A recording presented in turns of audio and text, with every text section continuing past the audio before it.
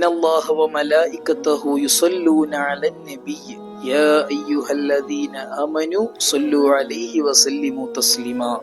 സൂറത്തുൽ അഹ്സാബിന്റെ 56-ാമത്തെ ആയത്താണ്. മുത്തുനബി സല്ലല്ലാഹു അലൈഹി വസല്ലമ തങ്ങളുടെ മേൽ അള്ളാഹുവും മലക്കുകളും സ്വലാത്ത് ചൊല്ലുന്നുണ്ട്. അതുകൊണ്ട് മുഅ്മിനീങ്ങളെ നിങ്ങളും സ്വലാത്ത് ചൊല്ലണം എന്നാണ് അർത്ഥം.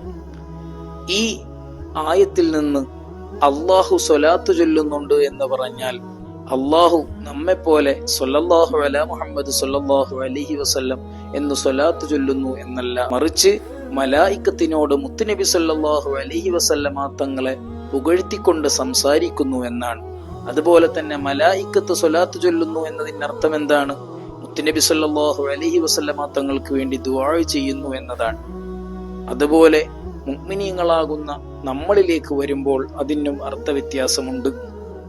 ഒന്നുകിൽ സ്വല്ലല്ലാഹു അലാ മുഹമ്മദ് സ്വല്ലല്ലാഹു അലൈഹി വസല്ലം എന്ന സ്വലാത്ത് ചൊല്ലുക എന്നത് തന്നെയായിരിക്കാം. അല്ല എങ്കിൽ മുത്തുനബി സല്ലല്ലാഹു അലൈഹി വസല്ലമ തങ്ങളോട് ആദരവ് പ്രകടിപ്പിക്കുക എന്നതാണ് അതിന് അർത്ഥമെന്ന് മഹത്തുക്കളായ പണ്ഡിതന്മാർ പഠിപ്പിച്ചു തരുന്നുണ്ട്. അതുകൊണ്ട് തന്നെ ഹബീബായ സ്വല്ലല്ലാഹു അലൈഹി വസല്ലമ തങ്ങൾക്ക് സ്വലാത്ത് ചൊല്ലാൻ ഇനിയും നമ്മുടെ നാവുകൾക്ക് മടിയുണ്ടായിക്കൂടാ.